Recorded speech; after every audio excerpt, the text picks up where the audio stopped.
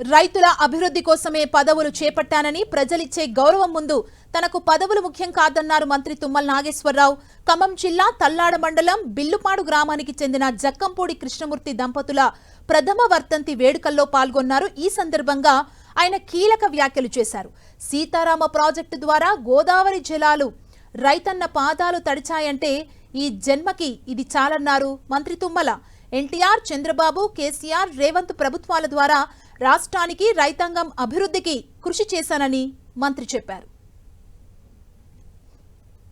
ఆనాడు పూజ్యులు ఎన్టీ రామారావు గారి ద్వారా, తర్వాత చంద్రబాబు నాయుడు గారి ద్వారా, తర్వాత కేసీఆర్ గారి ద్వారా, ఈనాటి రేవంత్ రెడ్డి గారి ద్వారా, ప్రభుత్వాల ద్వారా ఈ జిల్లాకి, రాష్ట్రానికి, రైతాంగానికి ఏం చేయాలో అది చేయాలనే తపనతోటి, ఆ కోరికతోటి ఈ పదవిలో ఉన్నా తప్ప మీరు ఇచ్చిన గౌరవానికి ఈ పదవి నాకు అంత ఎక్కువ కాదు అని చెప్పి కూడా మీకు ఈ సందర్భంగా మనం చెప్తున్నాం.